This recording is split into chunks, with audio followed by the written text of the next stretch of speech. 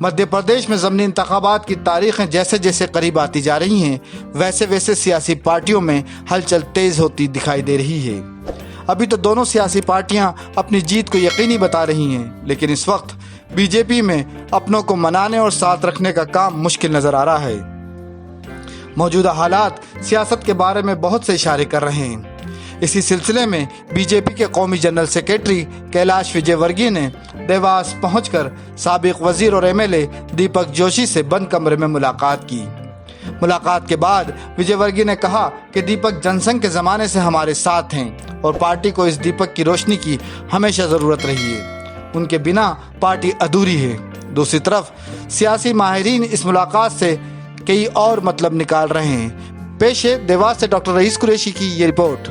और दीपक के बिना तो भारतीय जनता पार्टी की कल्पना नहीं हो सकती, इसलिए दीपक को मनाने की जरूरत नहीं। पिछले दिनों दीपक जोशी जी का ही जो है बयान आया था कि विकल्प खुले हैं सारे, क्या मायने निकाले जाए मीडिया में जो आया था?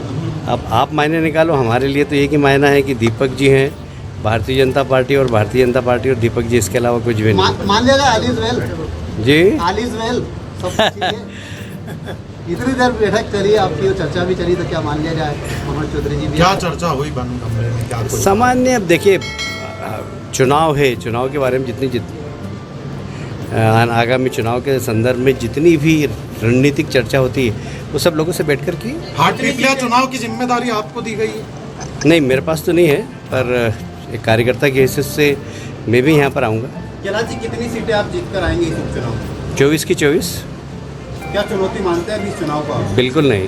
हाट पीपलिया लोग इंतजार कर रहे हैं कि भारतीय जनता पार्टी के कमल का बटन कब दबाएं, क्योंकि पिछली बार कमलनाथ जी की सरकार ने जिस तरीके से हर वर्ग के साथ धोखाधड़ी की, किसानों का कर्जा माफ़ नहीं किया, बेरोजगार नौजवानों को भत्ते की बात की, वो नहीं मिला। हमारे वो दूध उत्पादक जिनको कहा था कि हम दूध उत्पादन में प्रति किलो आपको सब्सिडी देंगे, वो नहीं मिली। वे महिलाएं जो कि छोटे छोटे सेल्फ हेल्प ग्रुप चलाती हैं, उनसे कहा था कि उनका कर्ज माफ़ कर देंगे, वो माफ़ नहीं हुआ। बहुत सारे हर वर्ग के साथ धोखा किया, छलावा किया, इसलिए सब लोग कांग्रेस को सबक देना चाहते हैं। हाट पीपलिया का उम्मीदवार तय हो गया है क्या? हाँ, मतलब करीब हमें ऐसा लगता है कि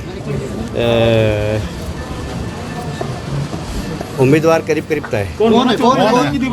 समय पर उनको बुलाना पड़ा, क्या राजनीतिक चर्चा थी? और नहीं, देखिए, आज चूँकि चुनाव का मामला है, इसलिए आपको ऐसा लगता होगा कि कैलाश जी मेरे घर आए हैं, क्योंकि इंदौर भोपाल से निकलते कितनी बार हमारे जो वरिष्ठ नेतृत्वकर्ता होते हैं समय समय पर आते ही हैं।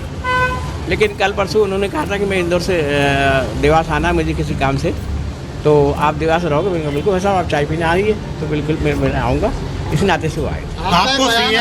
आपको सीएम और प्रभात जो वीडी शर्मा जी प्रदेश अध्यक्ष और सुहास भगत जी ने भी भोपाल बुलाया था, उसके बाद आज कैलाश विजयवर्गीय जी, तो क्या मनाने की कवायद चल रही है? नहीं, मनाने की कोई कवायद नहीं है। हमारी पार्टी बीजेपी जो एक कार्डर बेस्ड पार्टी है, जहाँ कार्यकर्ता के रूप में काम होता है, और मैं तो बड़ा कहीं ना कहीं गौरवान्वित हूँ कि मैं बहुत छोटी उम्र से कार्यकर्ता के रूप में काम करा है, तो इस नाते से कोई मनाने की बात नहीं है। जो बातें कहीं हो जाती है गाए बगाए, उस बातों को शंका को दूर करना पड़ता है, और वो उसको मैं जाके अगर नेतृत्व बुलाता तो हम करते नहीं, तो हम नेतृत्व सामने अपनी बात।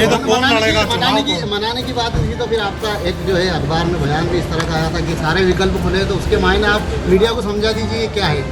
नहीं, विकल्प खुलेने का मतलब मैंने कहा था, हमारे पत्रकार साथी ने पूछा था कि आपकी सीट पे मनोज चौधरी चुनाव लड़ रहे हैं। मैंने उनसे सिर्फ इतना कहा था कि बीजेपी वो पार्टी है जिसमें चयन की प्रक्रिया है। प्रक्रिया के तहत पहले भोपाल से नाम जाते, भोपाल से केंद्रीय समिति उसको मोहर लगाती। तो उन्होंने कहा नहीं, उनका नाम फाइनल हो गया। तो मैंने कहा उनका नाम फाइनल हो गया तो मेरे लिए विकल्प खुले। विकल्प होने से तात्पर्य ऐसा था कि मुझे पार्टी कहीं दूसरी जगह काम देगी, या तो संगठन में काम देगी, या अगर कहीं लगता है उनको उचित तो उस जगह मेरे को काम दिया जाए। तो आपको क्या लगता है कौन लड़ेगा चुनाव? और नहीं, देखिए, अभी जो रुझान जो हमें पार्टी की तरफ से पता चला है कि कहीं न कहीं देखिए समझौता तो पार्टी का 22 लोगों के साथ हुआ, ये तो आपने देखा।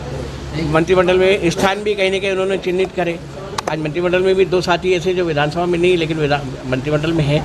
पार्टी ने जो बातें कहीं न कहीं उसके आधार पर तय की, उस आधार के कारण से हो सकता है कि ये 22 लोग जो सिंधिया जी के साथ आए हैं, अगर पार्टी ने उनसे कहा है कि विधानसभा में चुनाव लड़ेंगे तो हम उनका साथ देंगे। आप उनका साथ देंगे इन्हें कि कुल मिला? भैया, लगातार आपने मेहनत की, आपका ये क्षेत्र रहा, वहाँ से मंत्री रहे, विधायक रहे, अचानक जो है एक समझौता होता है पार्टी में, ऐसा नहीं लगता कि आपके साथ ये गलत हो रहा है?